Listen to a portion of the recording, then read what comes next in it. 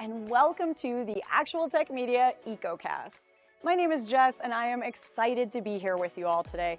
But before we jump into our content, I have some basic information that I want to cover with you.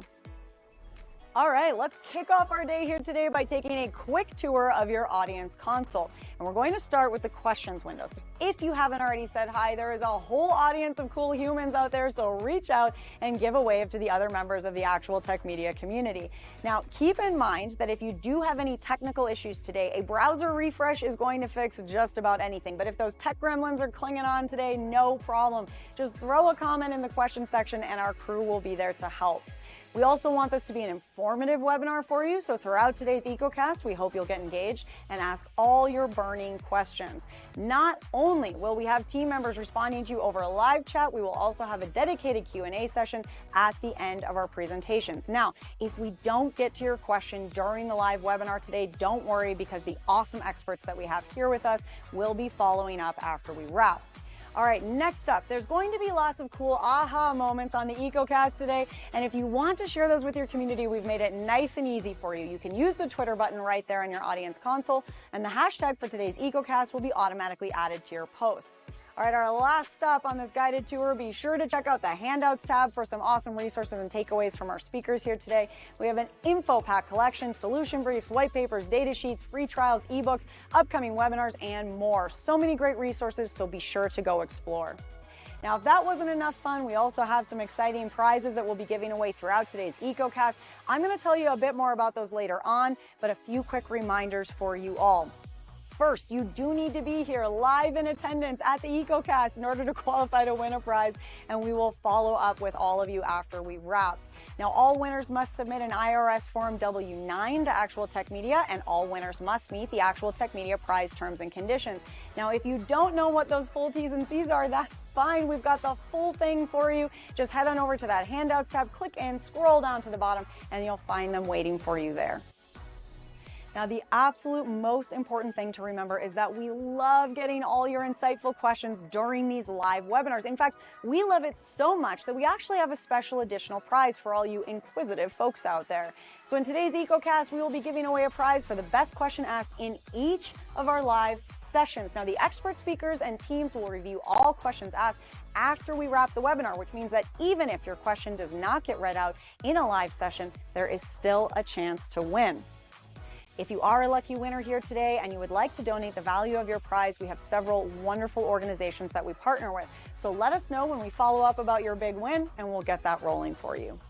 Again, we are so happy to have you all here with us live at the EcoCast today, and we want to keep that good feeling going, so let's connect on social media.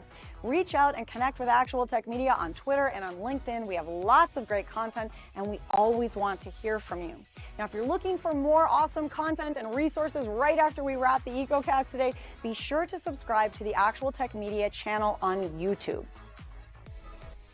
Another fun way to win a prize and, hey, grow this awesome community is to refer an industry friend or a coworker to the ActualTech Media webinar series. Now, you'll find a link to do that right in your handouts tab, and you will also be automatically redirected at the end of the webinar. And both you and your coworker or friend could win a prize, and we hold those drawings every month. So be sure to refer a friend because, it could quite literally be a win-win situation. Next, we have a cool opportunity for all the decision makers out there to get connected with new and emerging tech and innovative vendors. Here's how it works. All you need to do is click on the link in your handouts tab, fill out a quick application, and the ActualTech crew will then match you with some vendors that we think you should probably be chatting with based on your needs. There will also be fun opportunities that you get to choose to join in, like surveys, test runs, new solutions, extended demos, and so on. You'll get some chances to win extra prizes, you'll chat with great people, and you'll learn about the hottest new trends in tech. So be sure to apply, or hey, send that link to a decision maker on your team. Now, I want to take a quick minute here to remind you all about one of my favorite resources, and that is ransomware.org. You can find out everything you need to know about ransomware, how to prepare, prevent, and recover. This site is jam-packed with information, helpful tips, checklists, strategic approaches, case studies, everything you need in one place. So wherever you are in your ransomware preparedness journey, there is something for you at ransomware.org. Go check it out and start exploring. All right, I have one more exciting resource I have to tell you about today, and that is the Gorilla Guide Book Club. It's going to give you access to free enterprise IT books authored by top industry experts, so you can stay up to date on trending enterprise technology. And yes, these books will work on your Kindle, your mobile device, and as I said, they are completely free. You can download these awesome resources at gorilla.guide, and there's a link for you in that Handouts tab as well. All right, well, we have covered a lot of important things already, and I don't know about you all, but I am excited to dive in. So let's get going.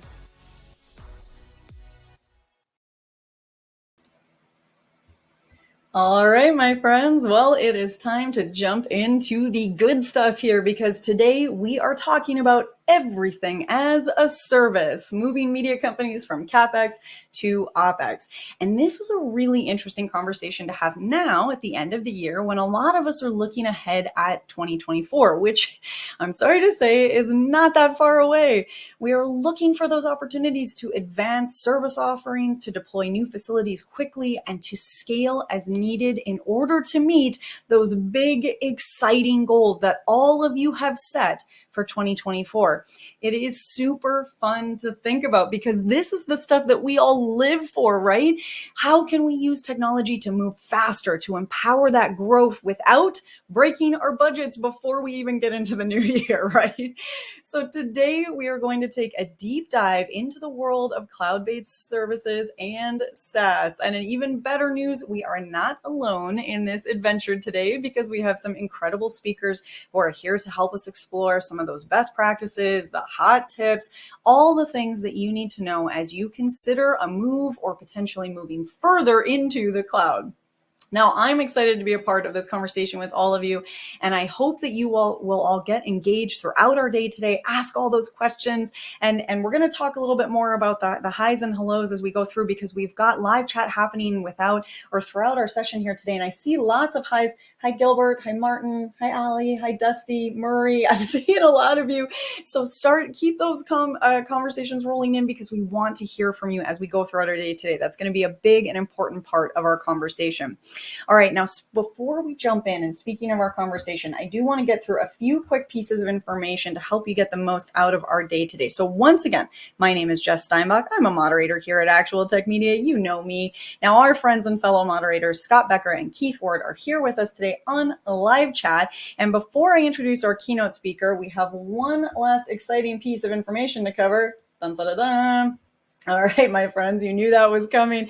Today on the EcoCast, you could win one of three $300 Amazon gift cards that we will be giving away at the end of our session. Now, I do want to remind you all that you do need to be here live and present at the EcoCast in order to win that gift card. And if you have any questions about the full terms and conditions, they are in that Handouts tab that we were chatting about earlier. So head on over to the Handouts tab, click in, scroll down, and you will find the full T's and C's waiting for you there.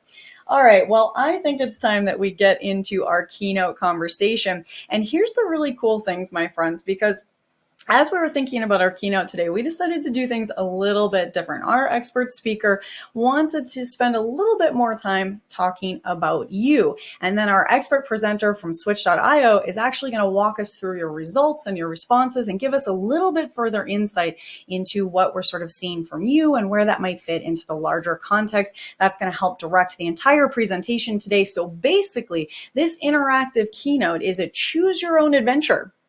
We're starting out with a choose your own adventure keynote, a choose your own adventure EcoCast. Pretty cool way to spend a day.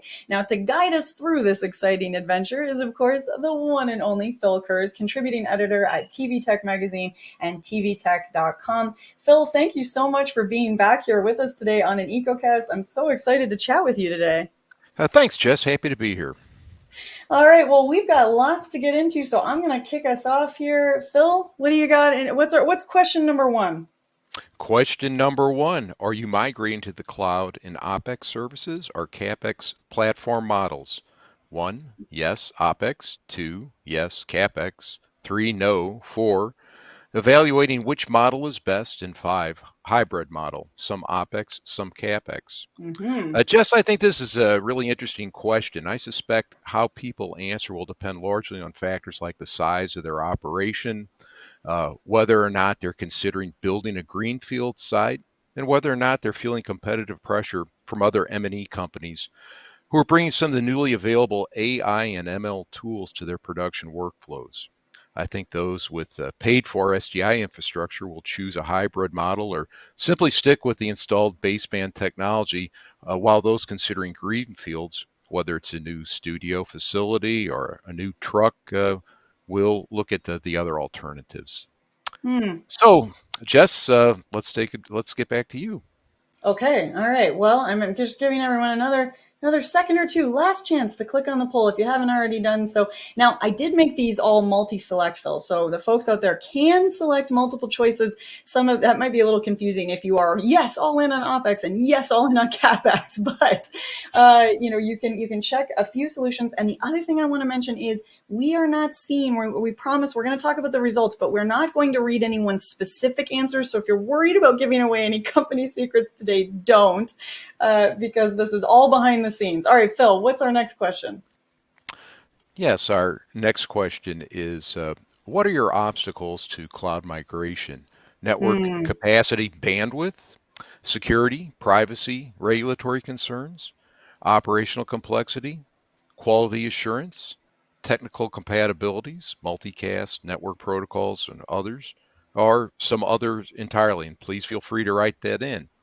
And I'm curious to see how our audience responds to this question. I was really glad to hear that they do have the opportunity to choose multiple from our list there, because I'm guessing that that's exactly what many will want to do.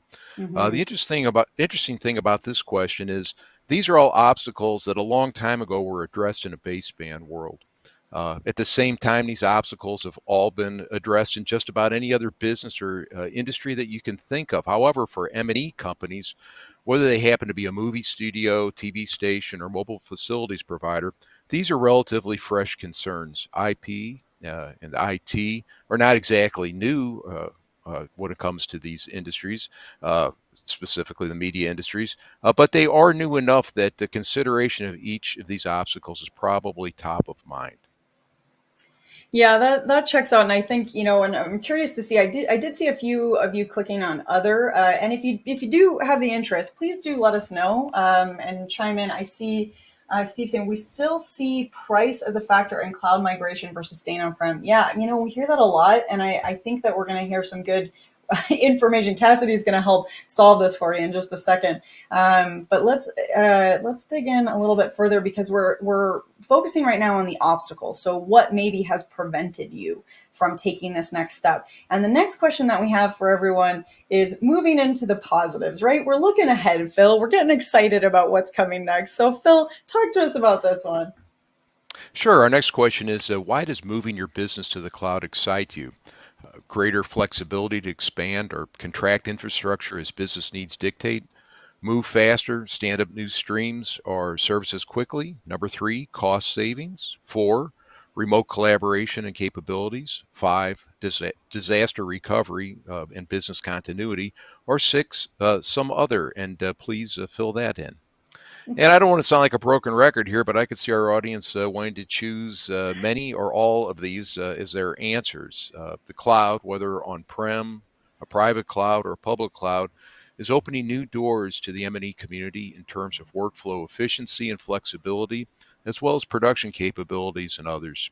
Our guest today will be addressing many of those, and I'm really interested to find out what he has to say. Switch.io offers broadcasters and other M&E companies to meet them where they are today, and whether that's where they're strictly oriented towards CAPEX, OPEX, or some hybrid of both. So back to you, Jess. Well, that's pretty fantastic, Phil, because that certainly is going to hit anyone in the audience. Basically, wherever you're at, there's going to be some answers for you today. And I did see one thing that Ryan is excited about is better consolidated analytics, and I love that as a takeaway. That's a great takeaway, and something that I am also really looking forward to kind of spending a little bit of time with. And I am seeing the results are coming in, and I'm really looking forward to hearing Cassidy kind of break them down for us a little bit, because I'm curious if this is sort of matching what we're seeing across the industry, and looking forward to getting a little bit greater detail.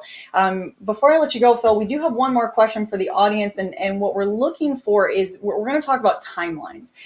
So this is just giving Cassidy a bit of an idea of where the urgency is for all of you. So are you thinking that you need to make changes immediately? You're hitting the ground running in the new year and you need to have this take effect instantly?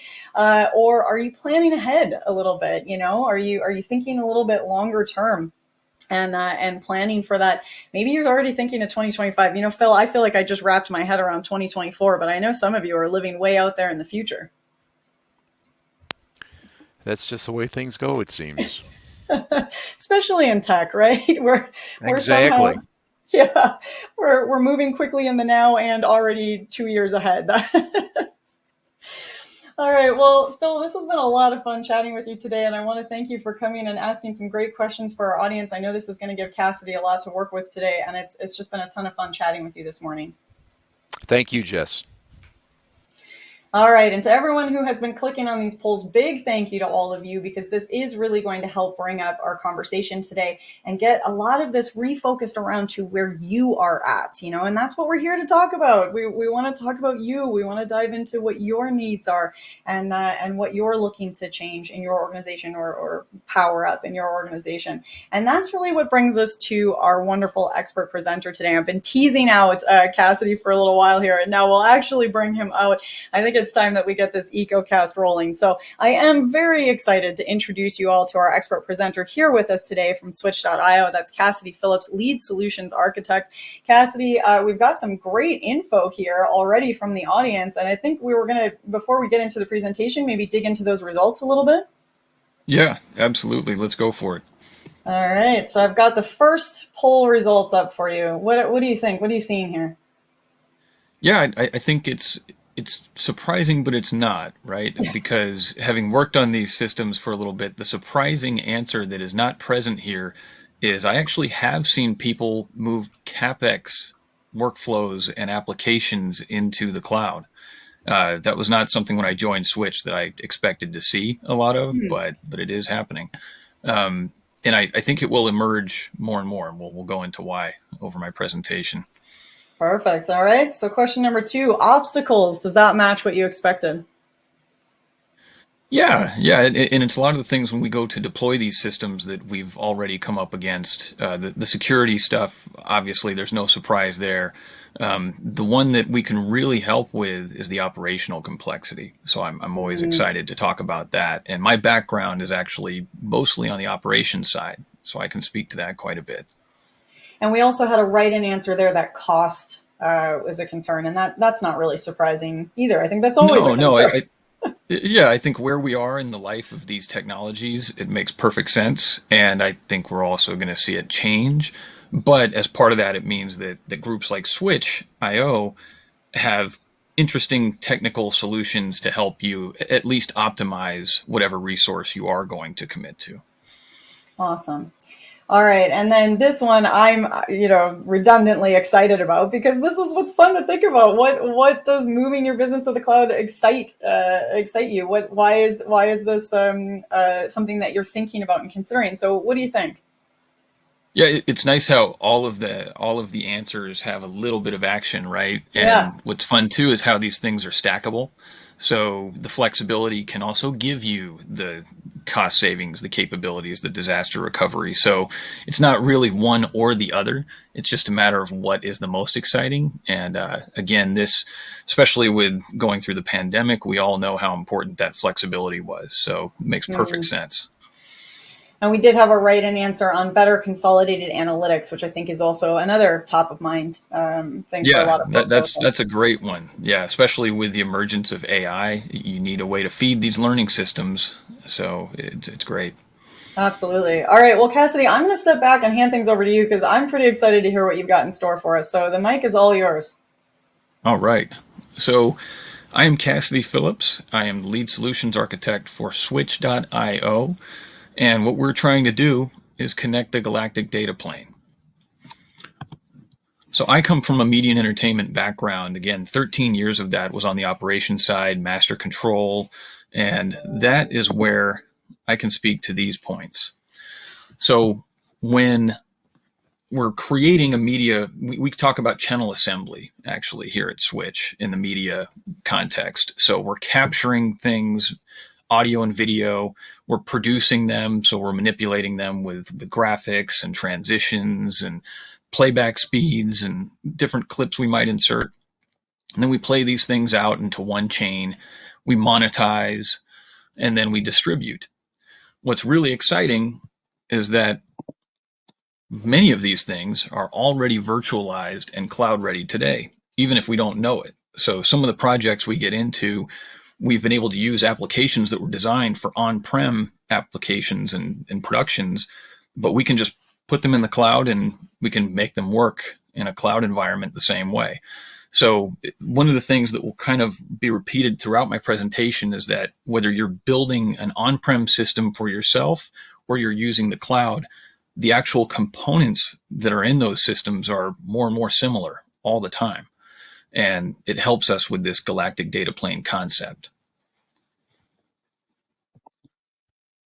So the industry challenges, and we talked a little bit about this in the polls, and it's all familiar stuff, but remote collaboration, and I won't just read the slide, I'll sort of paraphrase it, but production equipment and operations can't always be in the same place at the same time. And we also have redundancy and business continuity concerns. The cloud offers up a lot of possibilities for diverse pathing. Variable workload demands, we've all seen this. I've actually been involved with a SMPTE 2110 system where overnight they made the decision to go from high definition to UHD. Obviously, that's quadrupling the workload on the system. So if you don't have an infrastructure that can deal with those types of changes, you're just not going to be able to do it. So the cloud offers interesting opportunities there.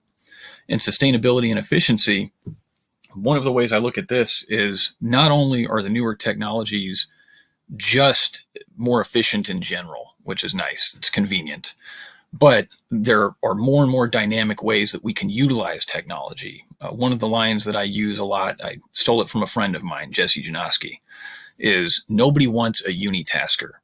So whether you're building on-prem or in the cloud, all of these components that we're using now are capable of having multiple personalities, sometimes at the same time. You could create multiple workflows going through the same computer server or have an FPGA that changes its function from one moment to the next. These technologies are in the cloud and on-prem.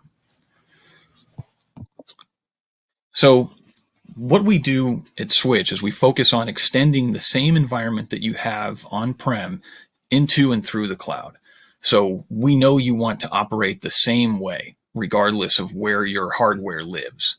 So we extend your existing workflows into and across the cloud. What we mean by that is multicast specifically, or multicast-like behaviors. The problems that multicast solved on-prem decades ago, we can now use that same technology to solve those problems in the cloud, which has been difficult until recently.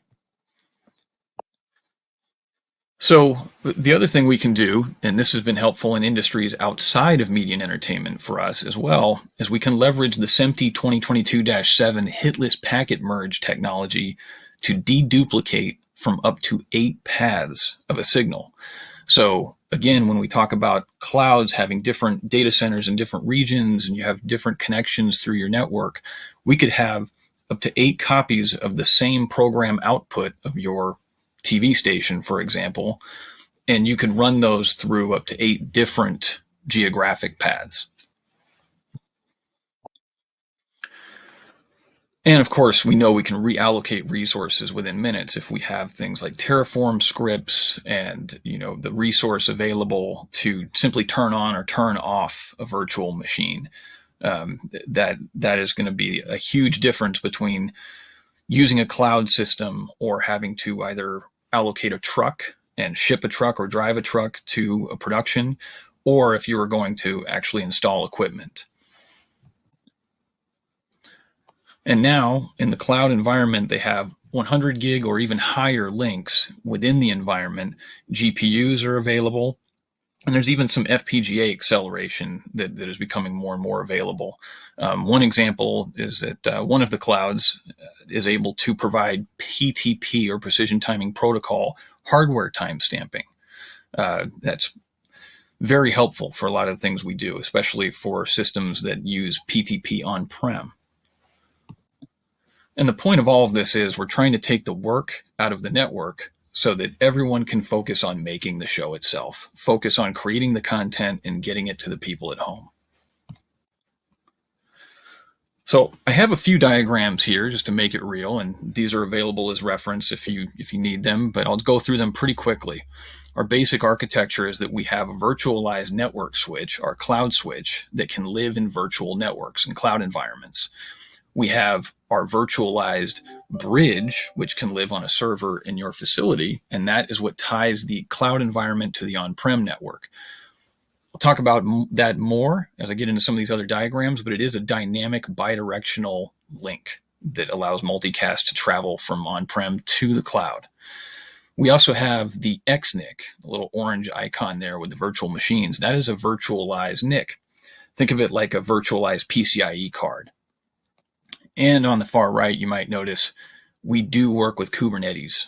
So we can have a workflow that involves all of these different technologies at the same time and bring it all together. And realistically, you could use the same, for example, router control panels that you use to route video today to actually route signals through this entire system. So for ground to cloud, one of the interesting things that came up was not only the reliability of that ground to cloud link, and those links get better and better all the time. The dedicated links that you can reserve from each cloud provider are better all the time. But there's still things like you're going to want to use SRT, for example, or Zixi, or we even have some of our own methods of creating or reducing loss in the link from bridge to cloud. But once you get there, you might not always have applications that are multicast capable. So we also can do protocol changes to, say, go from unicast to multicast or SRT to unicast and multicast. So even if you have different limitations on each of your endpoints, you have a way for those to communicate in this connected system in that one-to-many fashion.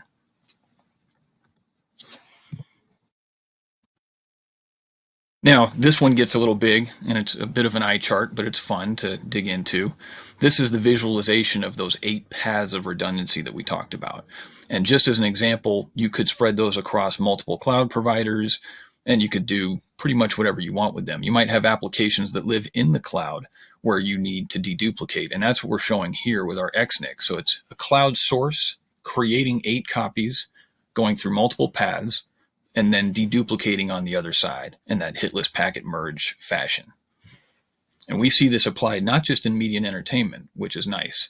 I will say that most other industries do not do redundancy quite the way that we do, right? Because if something goes wrong with video, you've grown up watching video your whole life possibly, and you know what it looks like if it's wrong. So we have a different level of paranoia in making sure that our packets travel safely. And this is just to show something of what's possible today. So you have a live event, you have the methods of capture with video cameras, microphones, picking up the event itself, football game, soccer, baseball, whatever it is. And then you take all of those feeds into the cloud, and your entire control room is virtualized. That is possible today. What's interesting about this as well is I could have the live production switcher in the cloud sending IGMP join requests for multicast subscriptions. And that's going to go all the way back through the system to the on-prem world. So I can optimize the bandwidth of my link, potentially economizing the entire system. I don't have to send every camera into the cloud all the time. I can just lock to the camera I'm actually using at a given time. And I can put together the entire package and send this off to a content distribution network directly from the cloud. And this is just another simple way to visualize things. Not only could you spread those workflows across multiple clouds and geographically get redundancy and business continuity modeling out of that, but the same way you might have applications that are limited in which protocols they use, you might also have applications or maybe business partners where their workflow only lives in one cloud. And maybe it's not the same as your cloud. So there will be situations where people are connecting directly from one cloud to another just to actually put together that program channel for consumption. And that is absolutely possible today. To drive it home, so I have just a basic system map here. I have cameras, replay system, production switcher, clip storage, graphics and branding, network switches. I even have an AI component in here, maybe that's gathering all the information from the system, either generating interesting reports or making suggestions. The reality, even today, is that it doesn't necessarily matter where these things live, and we don't want you to have to worry about it. We want it to be the same interfaces, the same operation. You don't have to retrain the freelancer, for example, who comes in to work on the production switcher or the replay system. And all of this can just be tied together. Now, this is a bit of an eye chart, but it's one of my favorites, and I'll walk through it a little bit. So, possible today, and I believe this will be adopted more and more. I use 2110 as sort of a big example, uncompressed 2110 even. It's Moore's law, right? We have more bandwidth all the time, more horsepower with these computers and FPGAs. I believe we will see a fairly wide adoption, at least for premium productions, for global sporting coverage, for example, of uncompressed 2110 for some of those premium workflows. And you will have situations like you see here where I'm actually connecting the premium content from the venue with maybe a commentator who is working from home on their laptop. And of course, I have studio shows that I'm cutting back and forth from. You think about a multi-venue show like an Olympic event or something like that. And the point of all of it is I can do all of these things the same way I would on-prem. It's like it's one facility now. Of course, they're not all going to be on the same clock. So maybe it's like having two facilities connected by fiber across a parking lot or something. But I can share the media in the same format with the same technologies that everybody expects all the way through. And the bandwidths, the performance speeds that we're seeing are in the milliseconds and picoseconds. So this is all possible. And because of the capability of these technologies, I don't need as many links in the chain anyway. I don't need to re-amplify an SDI signal all the time, for example. I can send packets. I could even send packets with forward error correction types of technologies, the same way I would in an on-prem system if I had a long distance across a campus. So it's going to feel more and more like the West Coast of the United States is directly in the same building as their New York office when they put together a production, just as an example. So I'll let that digest a little bit before I move on, but I want to make sure we have time for questions and to go through any other conversation that might come up from the polling. But I believe with the competition of the technologies, the need of our productions, the constant push for UHD with HDR and high frame rate, it will trickle down. You'll have things from those enterprise level productions that, of course, we learn from and we grow from, as we always have, that will allow even the consumer level technologies to be fantastic, the same way that we can do things on our cell phones now that we couldn't possibly have imagined 15 years ago.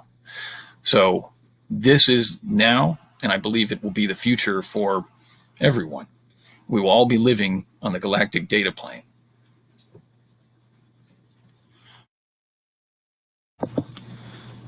And I'm Cassidy Phillips. Thank you for joining. Thank you for listening. And our documentation is available. If you want to reach out with any questions after the event, always feel free. Happy to talk about 2110, the cloud, or anything else you want to do in the cloud, or maybe even anything else you want to do with technology or IP networking. Thank you. All right, Cassidy, thank you so much for that awesome presentation. Really, really interesting insights. And you know, one thing that really jumped out at me was it sounds so simple, but you know, when you pointed out that with TV, with media, people immediately know when something's wrong. Our standards, our expectations are just so much higher, and everyone has an opinion and a thought, and everyone is an expert. Unlike so much in technology that's kind of behind the scenes, everything you do is front and center. Right. Yep. Especially when you're in those operations roles, right? your family's watching, the people who can hire and fire you are watching, and if you lose, if some of those commercials or advertisement agreements you had, if you lose them, they're never coming back. It's really high pressure, right? So these things have to work. My dad used to decide what shows were going to go onto public television, and he canceled some of the kids shows that I loved on PBS growing up. And someone called him and complained, and he said, "Do you think you're saying anything to me that my daughter hasn't just said to me?" I always think about that with people in TV. Before I complain, I think, oh, well, their kid is already giving them the gears, I'm sure. Well, I think every master control operator at some point experienced the phone call. You would be cut away for, say, the president or some world leader was making a speech, and you would get a call from someone at home asking where their soap operas were. So everybody has their own priority, and we try to accommodate as many people as we can. That's it. Well, all right, Cassidy, I want to get into some of these audience questions, and I'm going to start with this one here. Are you ready to dive in? Absolutely. Awesome. And sorry, just a quick note for anyone that hasn't already seen it. There's a poll question. Think of this as like a wish list. It's up on the screen for you right now. And what we're wondering is, what is the additional information that you would like to get from Switch? So there's lots of cool insight that we just got from Cassidy, and there's so much more to dig into. So if you're thinking, a data sheet would be helpful, maybe you want to get into some case studies, you want to jump right to pricing details, or hey, a demo, this is the easy button. So you just click on your screen right now, and then Switch IO is going to send you everything you need without you having to lift a finger. So hit that easy button, click on that wish list now, and we're going to do some questions here. So can Switch IO handle high workloads such as multicasting 4K or 8K streams or esports tournaments with lower latency and greater uptime?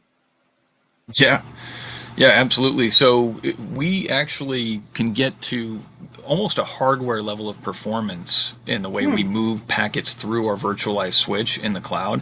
So it's really just a matter of how much you are willing to commit to, as far as, you can get a 100 gig or a 200 gig NIC in a cloud machine. So however you fill that, we don't really care, actually, the same way that an on-prem network switch would fill that bandwidth. And the latency of it, especially, say, if you wanted to do in those virtual control rooms, you can actually make sure that the applications are close enough to each other physically. They might even be in the same rack in the data center. So you're limiting the latency between those devices as well. It's very similar to on-prem network design now. As we move further and further into the cloud world, you have a lot of the same options and capabilities. So the short answer is yes. And I should mention, too, we can go all the way in the other direction to things that are highly compressed and smaller bandwidth and higher quantity. I just use the big stuff as an example because it's kind of the shocking part right now. Yeah. That's the showstopper. That's the big stuff. All right. Well, Cassidy, I want to jump to this question now because we were just talking about the easy button. So we have a member of our audience looking for that easy button. What are some of the easiest technologies to move into the cloud as operational expenses for a business that is just beginning to build a cloud strategy? What do you got for them? Oh, wow. Well, we see people do things like, say, for example, they want to have a sandbox environment where they're constantly testing different workflows and they don't want to use their own physical resources to do that. We've seen that a few times come up. So people will just do simulation environments of any size and for however much time you want to do them. But anything that's multicast, any type of data that you use as multicast for us, I know that's not the normal answer, but for Switch, that is the answer. If you use multicast for any type of data, whether it's record transfer, anything, that's easy to move into the cloud, and any application that consumes multicast can just send an IGMP join through the cloud switch, and you're doing multicast in the cloud, and you've now extended your on-prem network into the cloud. Nice and easy. All right. Well, next question here. Once you have the proper infrastructure in place, so they've jumped on board, what are some of the more compelling cloud services that media companies should consider launching for ongoing revenue generation? Oh, that's so top of mind these days. Hey, what do you think? Ongoing revenue generation. Well, for us in media and entertainment, I think of regionalization, and we've talked about it for years, getting down to the level of similar to how the internet works right now, where you have personalized advertising. in the current architectures without cloud, you would have to have dedicated paths for each of those things, or you're not quite using the same technology as the internet. In a cloud Right. world, it opens it up to where you could have all of these outputs of your media stream go through virtualized nodes that maybe it's more regionalized for certain events than others. Even you spin up more resources to have a deeper level of customization for certain events and then bring it back down. So I think anything that is dynamically changing the content for the viewer is going to be the way to optimize to get the best value out of each eyeball. And there's going to be a ton of opportunity for that and many different ways to interrupt the path at different places for those people at home. Perfect. All right. Well, Cassie, we are getting pretty close to the end of time, but I'm going to sneak in this last one here before we wrap. From your presentation, it sounds like CloudSwitch offers benefits as a development platform for new applications. So can you explain how that works and what kinds of applications might work on the CloudSwitch platform in an as-a-service offering? Oh, that's a great question, and it's something I didn't even touch on yet. One of the things about us is we are bandwidth intensive, but we are not CPU intensive. So in addition to working well in a connected network with any multicast, unicast, SRT endpoint, we also have room on our machine to live with somebody else, whether you want to put filtering in the cloud switch, or we even have a relationship with Cinefilm for Tachyon Live, where you can do video frame rate and resolution changes in the same virtual machine that is hosting the cloud switch itself. So it'd be like having video transformations in your network switch. And that's just the first example we have now. So it's really, think about what connects to your on-prem network switch, and we work with that. And if you want to get right to the center of the network switch, we might have room for you. If you, Cassie, I know I said I was going to wrap you up, and now I'm doing what we call a Minnesota goodbye. I'm throwing extra questions at you as you walk out the door. If you had to give one sort of key unique that you would want everyone in the audience to be aware of, what would that be? Oh, the biggest thing is being dynamic. Everybody wants to be flexible and dynamic, and that's part of the interest of the cloud anyway. And that's part of what was good about multicast on-prem. So when you combine those two things, it's just that flexibility to, again, only use the camera I want, only lock to the data that I want, only use the bandwidth that I want at a given time. Nobody wants to be stuck doing one thing forever, and we just can't. And again, the needs of a production can change on a dime. So just being dynamic and remembering that we do have the capability to have that level of flexibility now. Boy, that dynamic. I mean, and technology in general, and then media tech in particular, it's everything can change so quickly. And that's so important. That's such an exciting offering, what you're bringing. And I'm curious, for somebody out there that is really excited and amped up, as I think a lot of people in the audience are, and you've gotten a couple of high fives, what would you recommend, other than clicking on the wish list on the screen, which is going to get them some great follow-up insight? What would you say is the first step to getting started? Our website is pretty good, and we can also get you to our Doc 360 website, which gets into basically the manual for everything. We're pretty open about things. We're very standards minded. So we try to just, we're in the middle of everybody. So we try to work well with everyone, and we try to be pretty open about how our technology works and what you could do with it. So start with swxtch.io, and we'll go from there. That's a good or you place could to reach start. out to me. Yeah. Who doesn't want to be friends with you, Cassidy? That's great. So follow up with Cassidy, ask more questions, get to know the solution a little bit more. Cassidy, I wish we could keep going with this because this has been so interesting and you've really given us some great insight. I'm sorry, I'm stopping myself very quickly and to Minnesota goodbye you a little bit more. Was there anything else that you wanted to come back to in terms of the poll results or any sort of final thoughts that you wanted to give the audience? I think the biggest thing is just when it comes to the operational perspective, try to think analytically, avoid fear. I know, especially as a former operations guy, that there's the retraining and the fear of change. We don't really have to worry about that anymore. Now, on an engineering level, there's some differences, obviously, in a virtualized environment, but I can walk you through those. So don't let fear influence too much of your analysis. Oh, what a great takeaway. I certainly have to remind myself of that a lot in life these days. And so there's lots to be worried about, but there are solutions out there and there are friends out there like Cassidy and Switch.io. So I hope everyone will follow up with you. And Cassidy, thanks once again for being here with us today. Thank you. All right, to everyone who's clicking on that wish list, keep those answers coming in. Make sure you get the insight that you are looking for, the follow-up that you are looking for. I also want to remind you to head over to the handouts tab. So if you haven't already done that, this is a great opportunity to get over to the handouts tab. Be sure that you're getting all the resources, all the takeaways. You know, we get so much information in these conversations and we think to ourselves, well, I'm going to remember all of that. And then later when we're thinking back over it, we lose some of it. Maybe some of you have steel trap memories, but I often lose some of what I hear. And then I need to go back and jog my memory. So there is a wonderful takeaway from Switch. This is the extending broadcast networks to the cloud, the essential guide to using Cloud Switch. A really wonderful follow-up, easy to read, well laid out, absolutely packed with information. So please do make sure you've got that downloaded, set that aside, hold on to that because we're about to wrap up and you're going to want to come back to that after we leave our webinar today. And I'm seeing some awesome high fives and shout outs from all of you. I'm so glad you enjoyed the presentation, glad that it was resonating with you. I know my brain is buzzing and I have lots of fun follow-ups that I want to dig into. Before we let you all go though, you know what time it is. It is prize time. And we have $300 Amazon gift cards, 3 of them, three $300 Amazon gift cards that we are going to give away to 3 lucky winners who are here live and present at the EcoCast.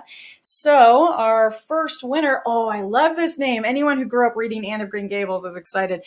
This is going to Diana Berry of Connecticut. Diana Berry of Connecticut, congratulations. You've won a $300 Amazon gift card and you are an awesome literary character. Adam Zocolo of Pennsylvania and Nicholas Guinand of Virginia. I'm going to read that list again. Diana Berry of Connecticut, not of Green Gables, Adam Zocolo of Pennsylvania, and Nicholas Guinand of Virginia. You have each won a $300 Amazon gift card, and we will follow up with you after we wrap. Congrats to all of our winners. Now, I do also want to remind you that there is an option to win that Best Question gift card. So if you asked a question today, you are entered to win that Best Question gift card, even if Cassidy and I did not get into your question during our live Q&A, because I know there was a lot of questions that we had to leave unanswered. Unfortunately, the time just goes by so quickly. So a reminder that all your questions are going to get sent over to the Switch team, so you will get responses back from them. And also, you are entered to win that $50 Amazon gift card. So if you have any last questions and you haven't gotten them in, now's the time. Sneak those questions in, and then you are still entered to win. Okay, my friends. Well, I do want to remind you, as always, if you are hanging out on the EcoCast today and thinking to yourself, man, this seems like a good time. It is a good time, and we would love to chat with you. So if you are here on the EcoCast and you think that you might have a solution you'd like to present on a summit, an EcoCast, a megacast, a webinar, whatever you've got in mind, we want to hear from you. So shoot us a message at connect@actualtechmedia.com, and we can get that conversation started. All right, well, with that, on behalf of the ActualTech Media team, I want to once again thank our awesome speaker here with us today from Switch.io for making this EcoCast possible, and a big special thank you to all of you for attending, for asking some great questions, for participating in those polls. That was a really cool way to kind of get in and recenter our conversation around you, which is, of course, why we are all here. And it is a lot of fun to take our eyes off the here and now, right? We're all feeling pretty in it in the holiday times, and we're heading out towards holidays and everything feels overwhelming and there's just a lot. There's a lot happening. It can be really good stuff, but it's still a lot. I mean, who doesn't love all the holiday parties and the fun cookies and things like that? But it's still a lot of stuff on our brains, personally and professionally. And sometimes it can be hard to take our brain off what's happening in the here and now and think ahead, look ahead to that next year. And so today was a lot of fun for me because we got to kind of take that step towards where we can go, what we can do, and all the ways that moving to the cloud can really power up our teams and help us get into those new and shiny and exciting goals that we've set for 2024. So I hope that you've all gotten some really interesting ideas, some tips. Maybe you're feeling a little buzzy and brain liddy uppy. That's the technical term for that. But most of all, I hope you had a good time with us today.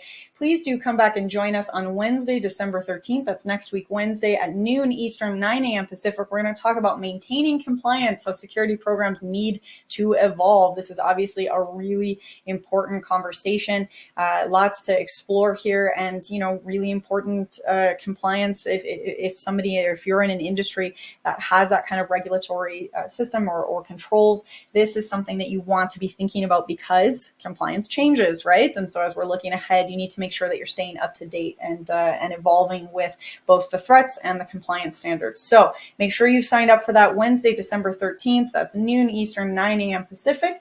I hope that I'll get to see you all there. And until I see you again next, have an absolutely beautiful end to your day.